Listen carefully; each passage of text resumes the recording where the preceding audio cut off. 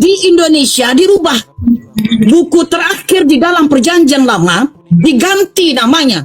Hebat Kristen di Indonesia, punya otoritas luar biasa mengganti-ganti nama buku dalam Bible. Jadinya Maleaki. Padahal di dalam bahasa aslinya, atau ambillah bahasa orang Ibrani, Hebrew, itu Malachi. Dirubah oleh LAI ketika sudah serah terima dari orang Belanda, mulai diambil alih, turn over, take it over by Indonesian people 1954. Pertama kali penerjemahan oleh lembaga LAI 1954. Digantinya apa? Maleaki. Tahun itu tidak ada Allah, tidak ada Roh Kudus di dalam Bible Melayu. Gak ada. Baru setelah itu, ingat, terutama ketika kocoran dana dari, saya tahu ini, siapa pengusaha kaya raya? Riyadi, keluarga Riyadi. Ada di dalamnya James Riyadi. Ketika ia mengocorkan, ya namanya dia tentu ingin menyumbang, maka dana itu dipakailah untuk meriset, melakukan riset luar biasa, membuat keputusan masuk Roh Kudus. Sebelum itu nggak ada Roh Kudus di dalam Bible Indonesia atau Bible Melayu. Jadi ngomong sejarah Bible, baik yang internasional maupun yang Indonesia, alhamdulillah saya dalam kepala, saya periset. Dari tahun 2018 sampai sekarang. Makanya saya punya banyak Bible di rumah saya.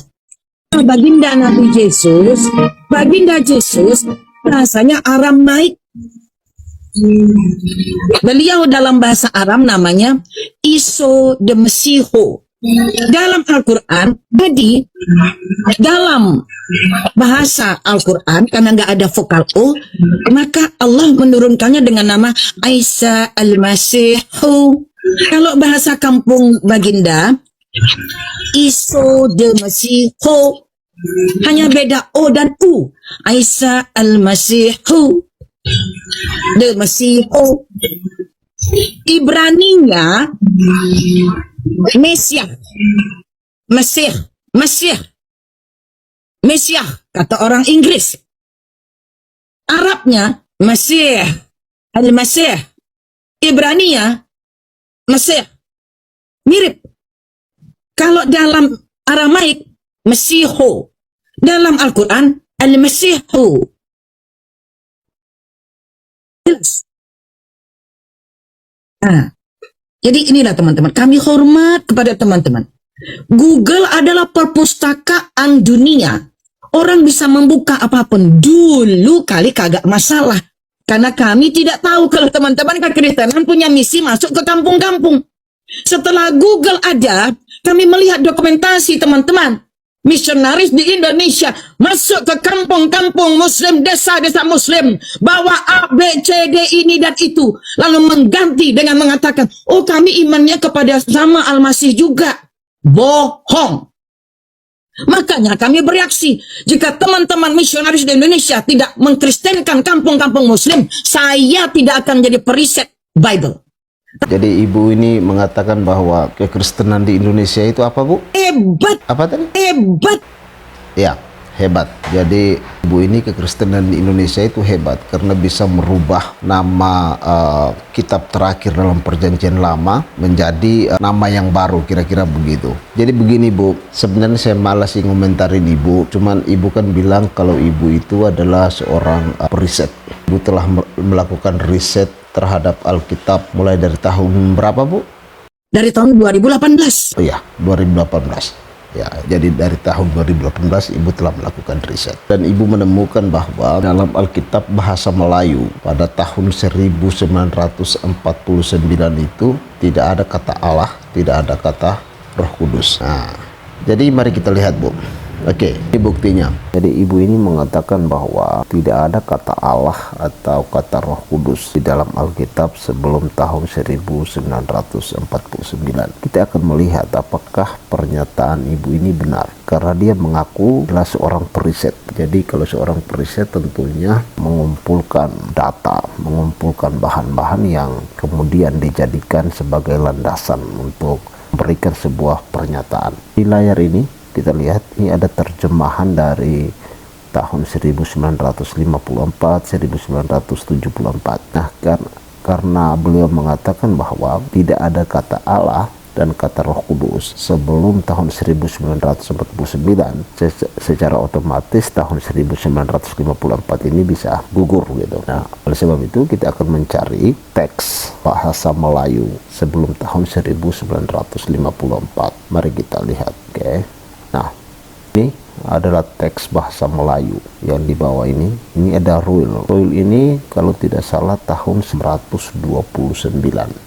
Ya, jadi di sini maka tatkala dia berkehendak itu lihatlah malaikat Allah. Nah, di sini ya kata Allah ada, berarti ini di tahun 129. Lalu seterusnya, janganlah engkau takut mengambil Maryam akan istrimu, karena yang menjadi ke dalam dia daripada Roh Kudus. Nah, ini dia. Jadi ada kata Roh Kudus, ada kata Allah. Ini terjemahan tahun 1629. Ini dalam bahasa Melayu. Nah, sedangkan Klinkert pada tahun 1863, sini ada. Maka sedang dia ingat perkara itu, sesungguhnya malaikat Maha Tuhan, ini Maha Tuhan, diterjemahkan dengan Maha Tuhan, kelihatan sama dia dalam mimpi, katanya, hai Joseph anak Daud, janganlah takut ambil Maria binimu, karena yang sudah diterima dalam dia yaitu dari Roh Suci. Jadi ada ini Roh Kudus atau Roh Suci itu ada. Jadi ini dari Klinkert. Nah, Klinkert ini seorang penerjemah berasal dari Belanda. Nah, Klinkert ini kemungkinan tidak menyelesaikan semua perjanjian baru dalam terjemahannya, karena ketika dia melayani di Semarang, dia berpindah ke Cianjur, dari Cianjur ke Riau, lalu dari Riau dia tinggal di Singapura ke Belanda, dan akhirnya dia menetap di sana sehingga dia tidak menyelesaikan itu. Klinkert ini tahun 1863, 179. Ini Klinkert terjemahan lama. Tetapi tatkala berniat demikian, sesungguhnya dalam mimpi kelihatanlah kepadanya seorang malaikat Tuhan, katanya, hai Joseph anak Daud, janganlah engkau takut menerima Maryam akan binimu, karena kandungannya telah jadi daripada Roh Kudus. Jadi ibu itu tadi bohong. Ledecker ini yang paling lama ini sebelum Klinkert. Nah, jadi Ledecker mengatakan apabila ia pikir demikian itu dalam hatinya, maka bahwa sesungguhnya suatu malaikat maha besar Tuhan kelihatanlah padanya dalam mimpinya. Sabdanya, hei Yusuf anak laki-laki Daud, janganlah takut menjemput Maryam mempelaimu itu, karena barang yang maulud dalamnya jadi daripada Roh Kudus. Jadi Ledecker ini lebih lama dari Klinkert ya. Dan yang paling lama itu tadi adalah sebenarnya di dalam Alkitab bahasa Melayu, terjemahan bahasa Melayu sudah ada kata itu, sudah ada kata Roh Kudus dan kata Allah. Ini naskah kunonya terjemahannya Matius 1 ayat 20 tahun 1629. Oke.